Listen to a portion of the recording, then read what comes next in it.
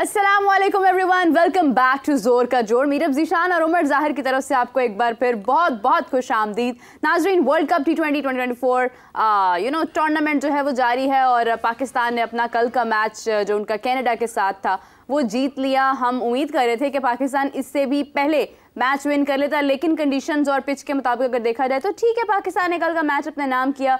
अलबत्ता टीम और कौम काफ़ी परेशान है। गुज़िश्ता जो दो मैच गुजरे पाकिस्तान ना जीत पाया, लेकिन कल के मैच ने एक अच्छा तासुर पैदा किया, क्योंकि अगर खुदा ना खासा पाकिस्तान कल का मैच भी ना जीता तो सुपर 8 में जाने की तमाम उम्मीदें ख़त्म हो जाती। अभी फ़िलहाल हमारे पास एक दो होप्स हैं, अगर बारिश नहीं होती है तो पाकिस्तान सुपर 8 में आ सकता है। और ख़ास तौर पर अगर आज के मैच की बात की जाए ऑस्ट्रेलिया और नामीबिया, तो उमर क्या कहेंगे? देखिए, पाकिस्तान सुपर 8 में ना पहुंचे मेरा, पाकिस्तान ऑस्ट्रेलिया तो पहुंच गया है ना। ऑस्ट्रेलिया तो पहुंच गया, जिस तरह से उन्होंने थप्पिक परफॉर्मेंस की है, 74 रन उन्होंने स्कोर किए और 5.4 ओवर्स में उन्होंने कर लिए। नामीबिया ने 72 में वो बंडल आउट कर दिया और once again it was Adam Zampa जिन्होंने 4 विकेट ली, 12 रन देखे और दिखाया कि लेग स्पिनर की सिग्निफिकेंस क्या होती है टीम में, और ना सिर्फ एक मैच में बार बार। और हमारा लेग स्पिनर अगर आप देखें तो वो प्रीमियम होना चाहिए, लेकिन अनफॉर्चुनेटली वो डिलीवरी नहीं कर रहा है, या तो फिर उन्हें ओवर्स ही नहीं दिए जा रहे हैं, एतमाद भी तोड़ा जा रहा है, या फिर दूसरे लेग स्पिनर अब्रार को भी मौका नहीं दिया जा रहा। हाँ। तो आप ये देख लें। और जहाँ तक हमारे पाकिस्तान की विक्ट्री की बात की मीरब, तो आप ये देखें कि ऐसी विक्ट्री का क्या फायदा जब आप कैलकुलेटेड माइंडसेट के साथ ना ये मैच जीते।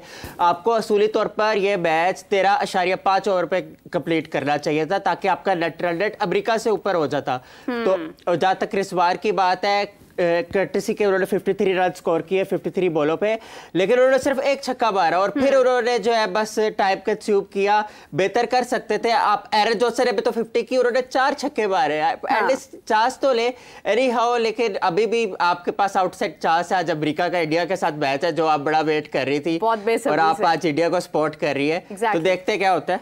बिल्कुल सही बात है जी। आज मैच होने वाला है बिल्कुल पाकिस्तान टाइम के मुताबिक 7:30 बजे मैच शुरू हो जाएगा, इंडिया और यूएसए का। और मैच बहुत ही शानदार होने वाला है, क्योंकि यूएसए अभी तक अपना कोई मैच हारा नहीं है और इंडिया कोई मैच हारना चाहता नहीं है। तो देखना यह है कि क्या सूरत हाल होती है। दोनों ही टीम्स बहुत ही शानदार इस वक्त के मुताबिक अगर देखा जाए तो इस टूर्नामेंट में यूएसए की परफॉर्मेंस भी बहुत अच्छी रही है, लेकिन पाकिस्तान तो अपनी फॉर्म में था ही नहीं। अब इंडिया के एक बड़ी टीम है, एक मुश्किल टीम है, देखते हैं यूएसए क्या करता है। तो बढ़ते हैं नाज़रीन अपने शानदार पैनलिस्ट की तरफ। आप सबकी जान, क्रिकेट की शान, हाफिज इमरान, करोड़ों तमाम दिलों की जान, हाफिज इमरान। अस्सलाम वालेकुम, आप सब कैसे हैं? अस्सलाम वालेकुम, बहुत शुक्रिया। थोड़ा सा ना जरा अच्छा लगता है वो चाहत अली खान वाला टच दे के भी। अच्छा हाफिज साहब, आपसे जानना चाहूँगी कि कल का मैच पाकिस्तान ने अपने नाम किया, कनाडा के साथ जीता। एक तो उसके ऊपर हम बात करेंगे, दूसरा हम आज इंडिया यूएसए के मैच पर बात करेंगे।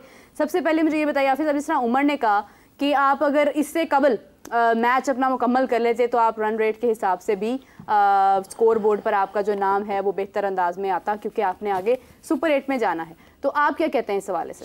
देखिए, बात यह है कि आइडियली तो जो चीज़ें सी पाकिस्तान को उसके ऊपर उसके मुताबिक देखना चाहिए था कि हमें आगे जाकर किन चीज़ों की ज़रूरत पड़ सकती है। ना तो फ्लोरिडा का मौसम पाकिस्तान के हाथ में है, ना यूएसए की क्रिकेट पाकिस्तान के हाथ में है। हाँ। और ना यूएसए और आयरलैंड दोनों के ऊपर पाकिस्तान की मर्ज़ी चलती है कि वो पाकिस्तान के मुताबिक खेलें। बुनियादी तौर पर तो हमने जो अपने बस में है वो करने की ज़रूरत है।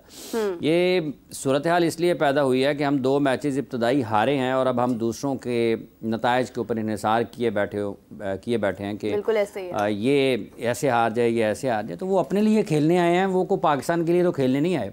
हाँ। अब वो हारे हैं या जीते हैं, वो जो मार्जिन पाकिस्तान के पास अगर वैसे हो जाता है, लक फैक्टर जो है वो आपकी तरफ चल जाता है, तो उसके बारे में कुछ कहा नहीं जा सकता, क्योंकि ये तो आपके कंट्रोल में नहीं है ना। बिल्कुल सही बात है।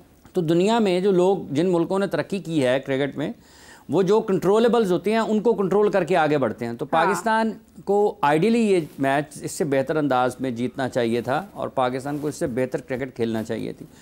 बहुत ज़्यादा गुफ्तगू है, मतलब आप कनाडा के ख़िलाफ़ भी अगर आप खेल रहे हैं तो आपके जहन में पहले ये है कि शायद कहीं आप इतने ज़्यादा मोहतात हो जाएं इस खौफ से कि आपको शिकस्त का सामना ना करना पड़े। ठीक है, जो पाकिस्तान में क्रिकेटर्स हैं वो इस हवाले से भी सोच रहे हैं। जैसे अभी थोड़ी देर पहले सोहेल तनवीर साहब ने बात की कि पाकिस्तान को ये चाहिए था कि पाकिस्तान ने जो मैच जीता है वो उनकी तरजीह पहले यही थी कि चूँकि बैक ऑफ माइंड कहीं सोहेल साहब के मुताबिक के 2 मैचेस के बाद जो कुछ हुआ और 2 मैचेस जो पाकिस्तान हारा, तो उन्होंने पहली तरजीह दी कि पाकिस्तान को मैच जीतना चाहिए।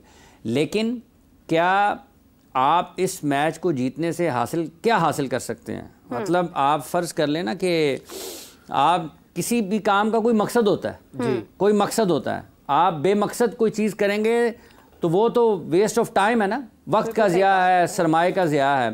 तो बेमकसद चीज़ें जो हैं, अगर फ़र्ज़ कर लें कि पाकिस्तान जो है रन रेट के एतबार से यहाँ पर वो चीज़ अचीव करता है जिसकी ज़रूरत थी, आगे इंडिया USA वाले जो मैचेस हैं उनमें हो सकता है पाकिस्तान के लिए कुछ सहूलत और पैदा हो जाती, उसको देखते हुए जो नेट रन रेट है। तो अब तो नहीं है ना वो हमारे पास।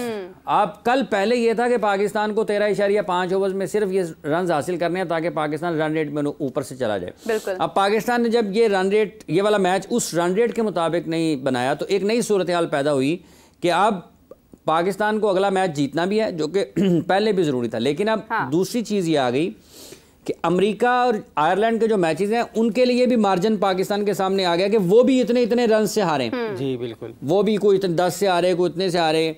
और पाकिस्तान को आयरलैंड के खिलाफ भी मैच जीतने के लिए एक ख़ास रन उसकी मार्जिन की ज़रूरत होगी कि अगर आप कर रहे हैं 40 रन से मैच आपको जीतना पड़ेगा अगर आप रन ऑन बोर्ड कर रहे हैं और आयरलैंड उसका दिफा कर रहा है। तो आप देखें ना किस किस्म की कैलकुलेशन में आप फंस गए हैं। एक कैलकुलेशन आपने आयरलैंड और USA के मैच की देखनी है, फिर उसकी देखनी है, फिर आपने अपनी और आयरलैंड के मैच की भी देखनी है, बारिश ना हो। तो ये वो सारी चीज़ें हैं जिनको आप बेहतर कर सकते थे। जहाँ तक ताल्लुक इस चीज़ का है कि जो पाकिस्तान की बैटिंग थी वो उतनी ज़्यादा उस अप्रोच के साथ नहीं थी जिसको होना चाहिए था। तो आप यकायक बाबर आजम ना तो छक्के लगा सकता है, ना रिजवान जो है वो छक्के लगा सकते हैं। बिल्कुल ऐसे ही है। ये एक प्रोसेस का नाम है कि आपने बाउंड्रीज की तरफ, बड़े शॉट्स की तरफ कैसे जाना है। हाफिज साहब, हम बहुत दिनों से प्रोसेस पर बड़ा फोकस कर रहे हैं, ये प्रोसेस है क्या? प्रोसेस क्या है? प्रोसेस ये है कि आप अचानक से आके, मतलब एक दिन मेरा दिल करे और मैं पकड़ूं बैट और मैं जाऊं जी मैं आज मैं छक्के लगाऊं, नहीं हो सकता। आप मरहलावार जाते हैं, जैसे बैटरी का आप करोगे, फिर हिटर करोगे, फिर PS करोगे, एक प्रोसेस है। एक प्रोसेस है, मतलब आप यकदम नहीं जा सकते। देखें, एक एग्जांपल है, एक मिसाल है, मैं आपको बताता हूं। विराट कोहली इस वक्त कौन है दुनिया क्रिकेट में? सबसे नुमाया बल्लेबाज। बिल्कुल।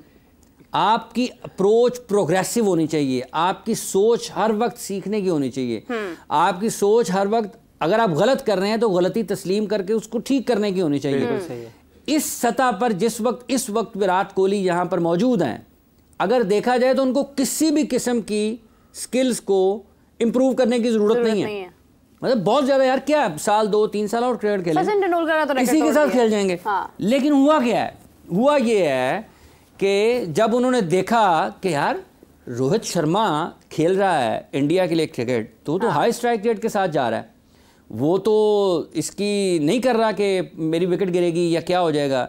वो देख रहे हैं अपनी इंटरनेशनल क्रिकेट में भी, अपनी IPL में भी कि यशस्वी जायसवाल जो हैं हाई स्ट्राइक रेट के साथ खेलता है, Suryakumar Yadav high strike rate के साथ खेलता है, शिवम दुबे को डाला गया टीम में हाई स्ट्राइक रेट के साथ, संजू सैमसन को डाला गया। तो उन्होंने ये कहा, सोचा फिर कि यार मतलब फिर मुझे कुछ ना कुछ करना है ना, कि मैंने इस लीग में रहना है, कि मैंने रेलेवेंट रहना है, बिल्कुल, कि मेरी जो इतनी सालों की क्रिकेट है, इतनी बरसों की, वो इस सतह पर आके लोग ये ना कहेंगे यार विराट कोहली इनसे कम है।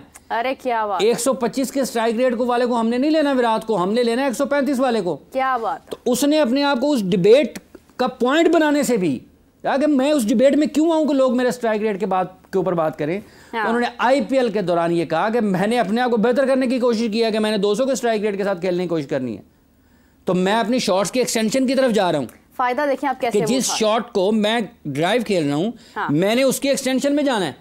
कि एक बॉल जिसके ऊपर मैं चौका ले सकता हूं, तो मैं क्यों ना कोशिश करूं कि मैं उसके ऊपर छक्का निकालूं। तो ये कौन कर रहा है? ये विराट कोहली कर रहा है। तो अगर ये है प्रोसेस जिसका आपने जिक्र किया है, तो उसने कहा है मैंने उस प्रोसेस में जाना है कि एक शॉट आप ग्राउंड पे खेलते हैं, उसी को आपने एक्सटेंशन में लेके जाना है। पावर क्या है? आप ग्राउंड पे खेलेंगे, आपकी शॉट यहां पर खत्म हो जाएगी, आप इसको ऊपर ले जाएंगे, आपके बाजू खुलेंगे, आपकी उसमें पावर आ जाएगी, तो आप एक्सटेंड करते हैं, एक्सटेंशन होती है आपकी। तो अगर विराट कोहली ने ये रियलाइज किया है कि मुझे अपनी गेम को थोड़ा बेहतर करने की ज़रूरत है। दौरे हाजिर के तकाज़ों के मुताबिक मैंने अपने नौजवान क्रिकेटर्स में रेलेवेंट रहना है। कोई मेरे बारे में ये बात ना करे कि मैं 125 के स्ट्राइक रेट्स के से खेलता हूँ या लोग 130 के से खेलते हैं। मैं 130 से खेलता हूँ, लोग 135 से खेलते हैं। मैं 135 से खेलता हूँ तो लोग 140 से खेलते हैं। तो मैं क्यों ना 145 पे खेलूँ, लोग मुझे क्यों ना फॉलो करें। तो ये वो प्रोसेस है, ये वो थिंकिंग है कि आप हर रोज कुछ नया सीखते हैं और आप मरहलावार चीजों को ऊपर लेकर के जाते हैं। अचानक से नहीं होता और कभी कभार हो भी जाता है, लेकिन वो देर पा नहीं होता।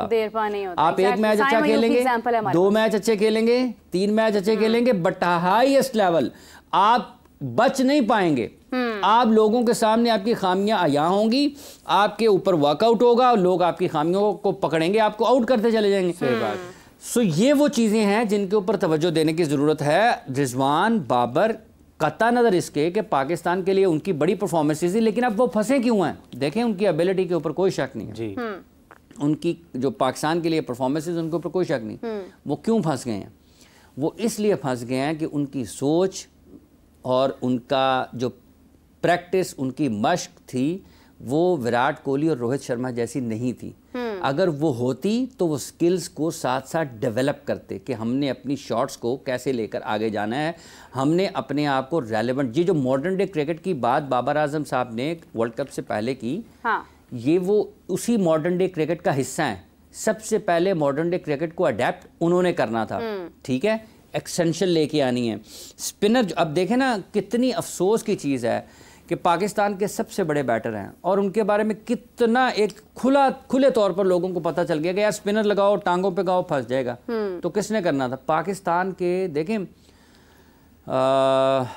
दुनिया में आप देख लें, पाकिस्तान के माजी के जो अजीम खिलाड़ी हैं, बल्लेबाज, उनको आप एक तरफ भी छोड़ दें, जो टॉप क्रिकेटर्स हैं उनके बारे में आपको ये बात सुनने को नहीं मिलती। क्यों? विराट कोहली किसी भी अगेंस्ट फास्ट बॉलिंग भी, अगेंस्ट शॉर्ट पिच बॉलिंग भी, अगेंस्ट जेन्युइन पेस भी, क्यों विराट कोहली के बारे में ये बात नहीं होती कि ये लिमिटेड नहीं है, लिमिटेशंस के साथ बैटिंग करने के लिए नहीं आता? क्यों केन विलियमसन के बारे में ये बात नहीं होती? क्यों किसी और टॉप क्रिकेटर के बारे में ये बात नहीं होती कि उन्होंने अपने आप को बेहतर किया, शॉट्स डेवलप किए हैं, अपने आप को बेहतर किया ना, अपने आप को बेहतर किया। अब इररेलेवेंट नहीं हुए, बजाय इसके कि लोग उनके ऊपर ये बहस शुरू कर देंगे, यार इसको होना चाहिए या नहीं होना चाहिए, इस एक खास वजह, इस एक खास खामी की वजह से, तो उन्होंने अपने आप को बेहतर किया ना। तो ये चीज़ें आती हैं मरहलावार। अब आपने जैसे जिक्र किया कल के ज़्यादा छक्के तो कनाडा के बल्लेबाज ने लगा दिए, अकेले ने, पाकिस्तान की पूरी टीम ने नहीं लगाए। सो ये क्या इंडिकेट कर रहा है? ये इसकी इंडिकेशन ये क्या बता रहा है आपको? सो ये आपको बता रहा है कि डिफरेंस है ना, आपकी वो जो बड़े शॉट्स खेलने की सलाहियत है और जो दुनिया की है उसमें फ़र्क है। तो ये फ़र्क दूर करने वाले जो हैं वो लोग तरक्की करते हैं ना, कि हम उनको कहते रहे वो हमसे आगे निकल गए, वो हमसे आगे निकल गए, वो हमसे आगे निकल गए। भाईजान, आप पीछे रह गए हैं। आप ये क्यों कहते हैं कि वो आगे निकल गए? आप ये कहें कि हम पीछे रह गए हैं। हमें किसी ने हमारे आगे कोई दीवार खड़ी कर दी थी? बिल्कुल सही बात। कोई दीवार नहीं खड़ी की, कोई बाउंड्रीज तो नहीं है ना।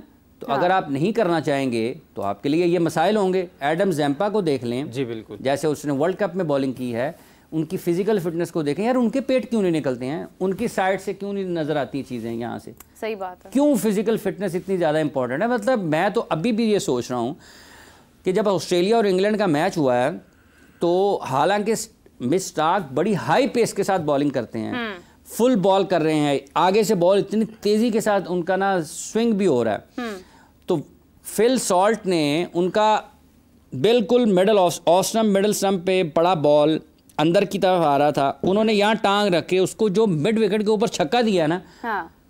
ये ऐसे नहीं होता। पाकिस्तान की पूरी टीम में हो सकता है वो कोई शॉट ना खेल सके।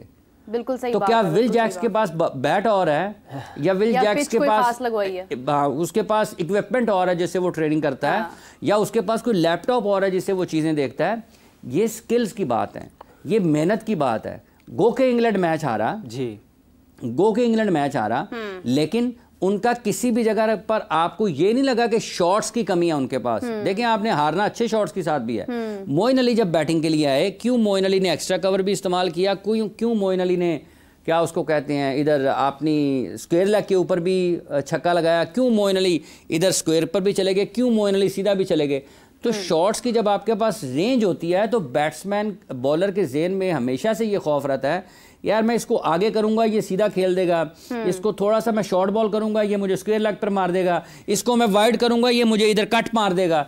तो जब उसको ये पता होगा ना कि ये कट नहीं मार सकता, ये सीधा नहीं खेल सकता, तो उसकी ऑप्शंस बढ़ जाती हैं बॉल करने के कि यार ये तो 2 जगह हैं जहां पर इससे खेला नहीं जाना, तो फिर वो उसके लिए ऑप्शंस बढ़ती हैं, आपकी लिमिटेशन होती है। जब आप लिमिटेड हो जाते हैं फिर उसका मतलब है कि आप प्रेडिक्टेबल हो गए। और यही असल वजह है पाकिस्तान के क्रिकेट की। और 2023 के वर्ल्ड कप एशिया कप से लेकर आज तक वो जो आपकी प्रेडिक्टेबिलिटी है ना जी, आपने यही करना है। तो लोग समझ चुके हैं ना, कनाडा के लोग समझ चुके हैं। आप देखें कि उन्होंने कैसे कल बाबर को आउट किया। कल उनकी जो बॉलिंग है ना, अगर कल जो रन उन्होंने कर लिए थे ना, अगर उनके पास बॉलर्स अच्छे होते या उनकी बॉलिंग अच्छी होती थोड़ी सी, 1-2 बॉलर्स उनके पास और होते, तो कौन जानता है कल भी पाकिस्तान के लिए बुरा हो जाता। लेकिन हेलेगर और गॉर्डन के 2 बड़े अच्छे बॉलर हैं। लेकिन कितने ओवर बनते हैं टोटल? 8। तो बाकी 12 भी तो करने हैं ना। इसलिए कि बॉलर्स, अगर आपकी रिसोर्सेज थोड़े बेहतर हो ना, तो जिस तरह की पिच है, जहां पर पिच आपको ऑफर कर रहा है, अगर यही पिच अगर आप पिंडी में खेल रहे होते हैं तो पाकिस्तान आसानी से कर लेता, ठीक है। अगर यही आप इंडिया में किसी बैटिंग ट्रैक पर खेल रहे होते, आप आसानी से कर लेते। आप जैसे अभी इंग्लैंड और पाकिस्तान की T20 सीरीज हुई है, उनमें से किसी भी एक पिच पर जहां पर बैटिंग निस्बतन आसान थी, अगर वहां होते तो पाकिस्तान इसको ज़्यादा बेहतर तरीके से कर लेता। लेकिन इसी मकाम पर जहां पर ये मैचेस हो रहे हैं, आयरलैंड के खिलाफ इंडिया भी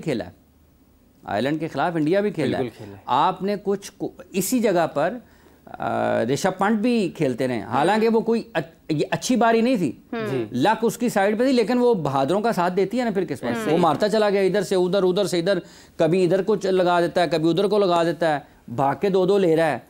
तो वो चीज़ें आपके दिमाग के साथ चलती हैं। तो पाकिस्तान के लिए मुश्किल है। अब आपने कनाडा से हार से भी मुश्किल से जीतना है, अमेरिका से आपने हार जाना है, आयरलैंड से आपने, और आयरलैंड के साथ मेरा ख्याल है डैलस में पाकिस्तान का मैच मैं देखा नहीं है। देखिए कि ऑलरेडी वो तो पाकिस्तान को देख चुके हैं, खेल चुके हैं, फ्लोरिडा में समझ चुके हैं। हाफिज साहब, तारिक हुसैन का कमेंट है, वो कह रहे हैं कि रिजवान और इफ्तिखार को इतने साल हो गए हैं लेकिन अभी तक ऑफ साइड खेलना सीखे नहीं हैं। हम भी एग्जैक्टली यही बात करें कि हमारे प्लेयर्स को काफ़ी अपनी टेक्निक्स को बदलने की ज़रूरत है, वैरायटी ऑफ शॉट्स की ज़रूरत है। हाफिज साहब, आपको नहीं लगता कि हमारे जो टॉप प्लेयर्स हैं इस वक्त, रिजवान, बाबर स्पेशली अगर उनकी बात की जाए, तो इनमें कॉन्फिडेंस की बहुत ज़्यादा कमी होती जा रही है कि शॉट्स मारने से भी ये डरते हैं, बस ये चाहते हैं कि ये सिंगल्स और डबल से ही मैच पूरा कर दें? एतमाद भी एक वजह है। जब आप इतना ज़्यादा हार रहे होते हैं और फिर आप किसी की बात सुनना भी नहीं चाहते हैं, टीम में इत्तेहाद की कमी हो, मतलब चीज़ें जब आपके कंट्रोल में ना हो ना, और ये सारी परफॉर्मेंस बेस्ड है।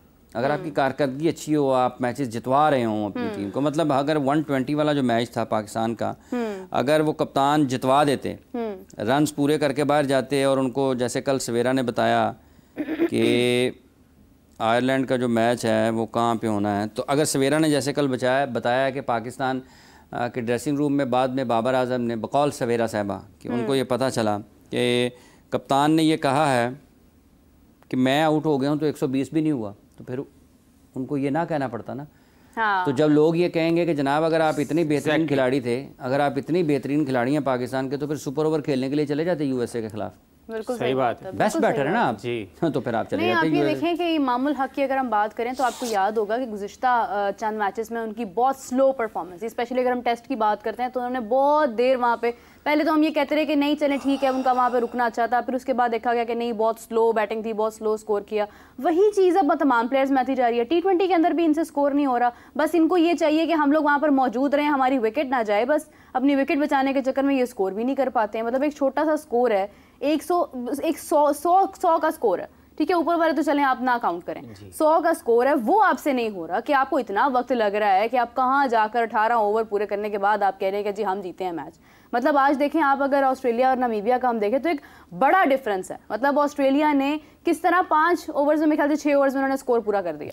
तो दिस इज द डिफरेंस ना, बड़ी टीम्स के साथ जब मुकाबला होता है छोटी टीम्स का, तो एक वाज़िया फ़र्क तो नज़र आना चाहिए ना। मेरे यही है वो एक प्रोसेस कि आप अगर प्रोसेस पे चलते हुए टीमों में आएंगे ना, हाँ। और आपने वो सारे मराहल जो मदारज हैं उनको आपने तय किया होगा, तो आपको पता होगा, आप रिपीट करते हैं चीज़ों को। एग्जैक्टली आप मुश्किल सूरत हाल में एक मरतबा नहीं कई मरतबा जाते हैं, तो आप पैनिक होते ही नहीं है। हाँ। तो क्यों विराट कोहली पैनिक नहीं होता ना अंडर चेस करते हुए? बिल्कुल सवाल तो ये है, नॉर्मल एग्जैक्टली क्यों नहीं होता ना पैनिक? इसलिए नहीं होता कि वो रिपीट कर रहा है बार बार, वो फिजिकली मेंटली फिट है। रोहित उसने शर्मा। एक बार नहीं, 2 बार नहीं, 3 बार नहीं, 4 बार नहीं, 5 बार नहीं, मतलब कितनी बार अपने करियर में प्रेशर हैंडल करना उस से गुजरा है सूरत हाल से।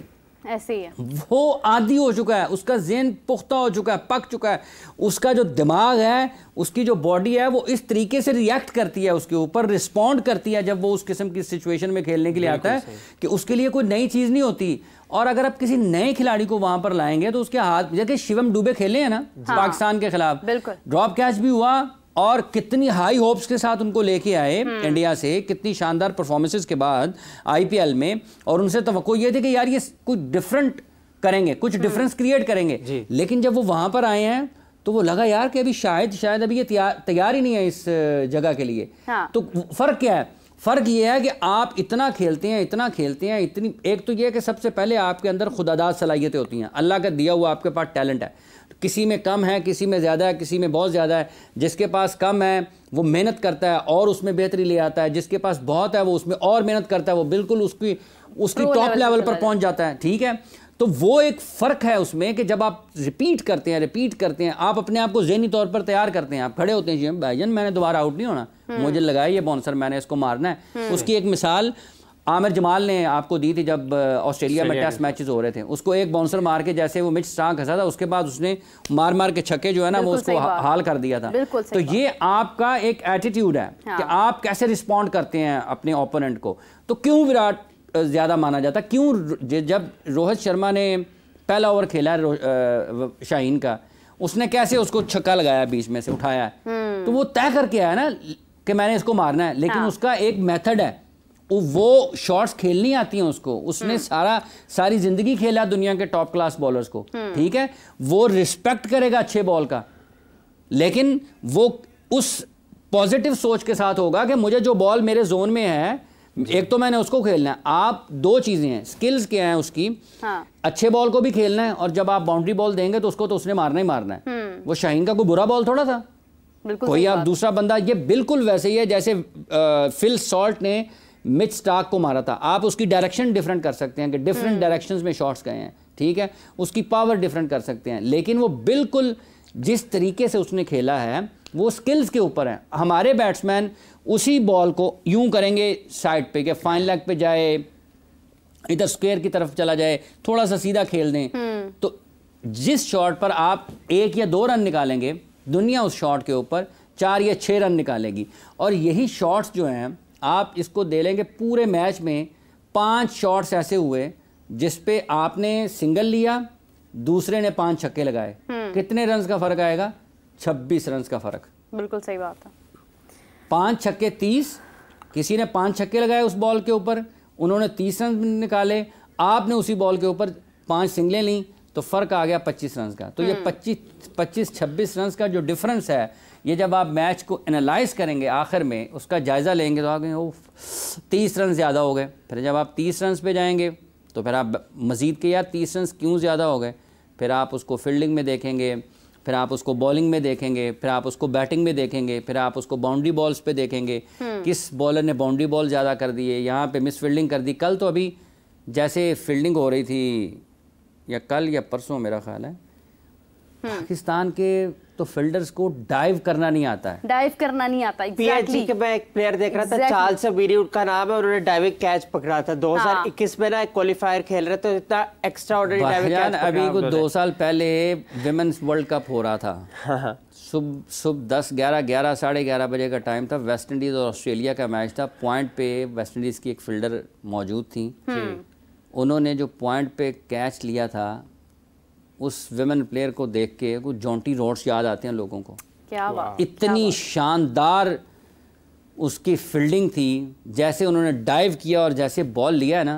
तो पाकिस्तान भी, कल परसों एक पाकिस्तान के फील्डर हैं, उन्होंने स्क्वायर पर मेरा ख्याल डीप कवर्स में या पता नहीं कहाँ थे, मेरे जहन से निकल गया है, उनको प्रॉपर डाइव नहीं। आप दूसरे दुनिया के मुल्कों को देखेंगे ना, खिलाड़ियों को जो फील्डिंग कर रहे हैं, जब वो डाइव करके बॉल को रोकते हैं ना, उसका एक मेथड नज़र आता है कि बॉल को क्लियर कैसे करना है कि ये बॉडी के करीब ना रहे या बाउंड्री की तरफ ना चली जाए, बिल्कुल, या बाउंड्री की तरफ ना चली जाए। हम बस यूं गिरते हैं और पता नहीं बस डाइव लगा देते हैं, हमारे गिरने से बॉल बल्कि लग जाती है। और फिर इसकी एक साइंस है इस तरीके से, मतलब इसकी टेक्निक है ना, जैसे आपकी बैटिंग की टेक्निकल चीज़ें हैं, आपकी बॉलिंग की टेक्निकल चीज़ें, फील्डिंग की भी ये टेक्निकल चीज़ें हैं कि आपने कैसे लैंड करना है, कैसे स्ट्रेच करना है, आपके जिस्म का कौन सा हिस्सा ज़मीन पे गिरना चाहिए कि आपको इंजरी ना हो जाए, क्योंकि आप डाइव कर रहे हैं ना ज़मीन के ऊपर।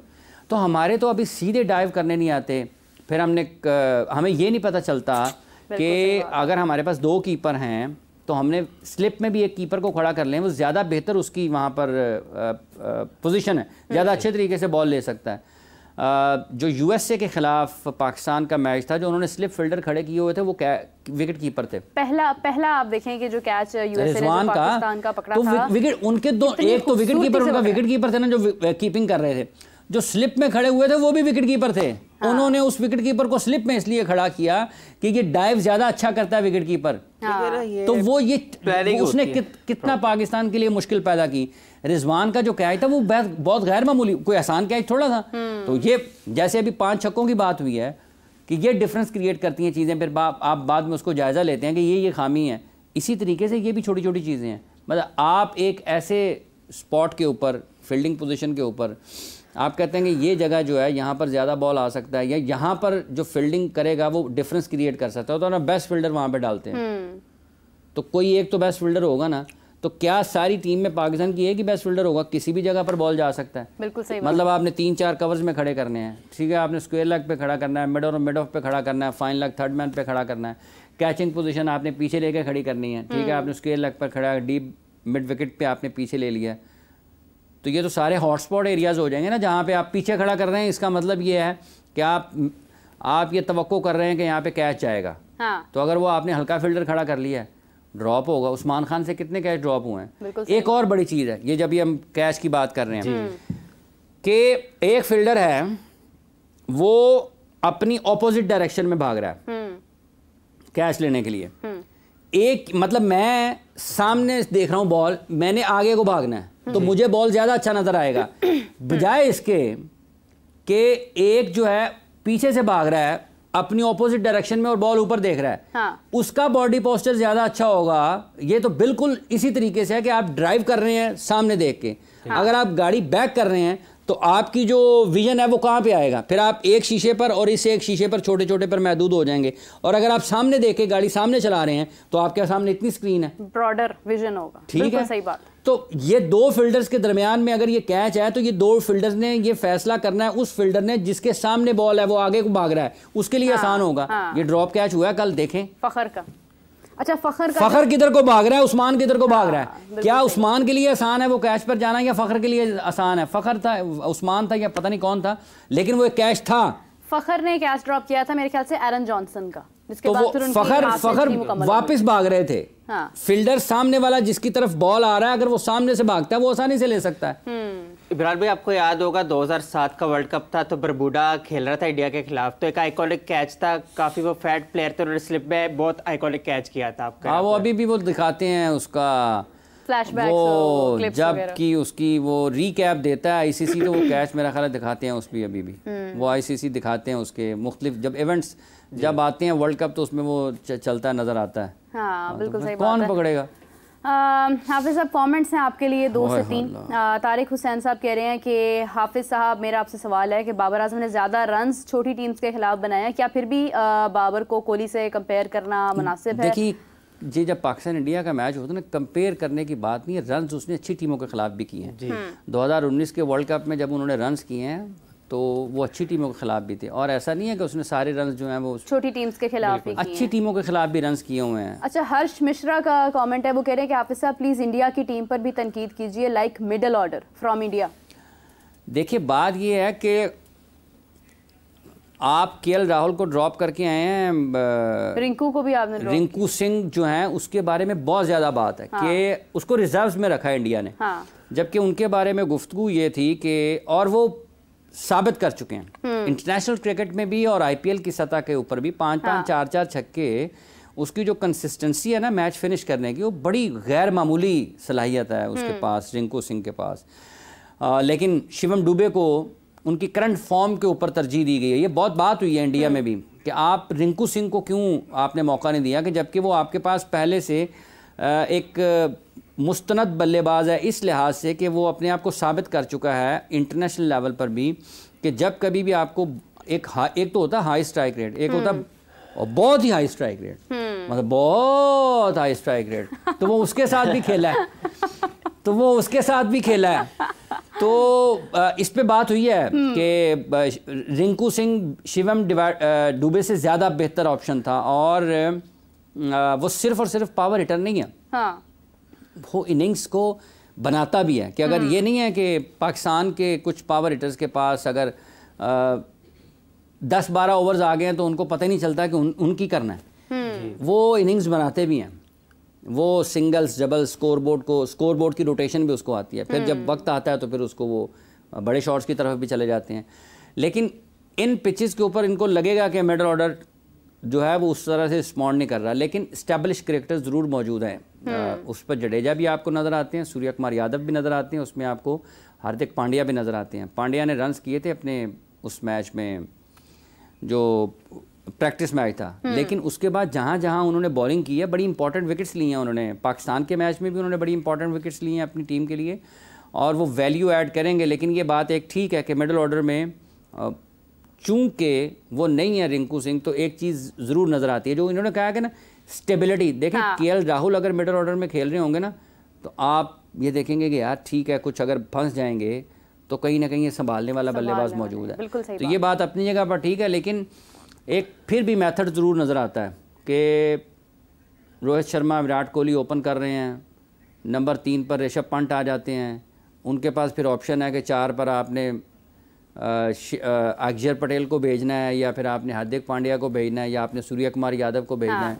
सारे ही मतलब बड़े शॉट्स की तरफ भी जा सकते हैं, इनिंग्स को चला भी सकते हैं, तो ऑप्शंस बेहतर हैं। मतलब ये नहीं है कि अगर 3 आउट हो गए हैं इंडिया, उस दिन आप देखें कि जो पाकिस्तान के खिलाफ रन्स हुए हैं, जो सबसे अहम बात है गो के सिर्फ वो 119 हुए, लेकिन उसमें कोई कंट्रीब्यूशन बहुत नहीं था विराट कोहली का और रोहित शर्मा का। बिल्कुल नहीं था, बिल्कुल सही बात। उसके बावजूद वो 10 ओवर्स में 81 रन उन्होंने स्कोर कर लिए थे।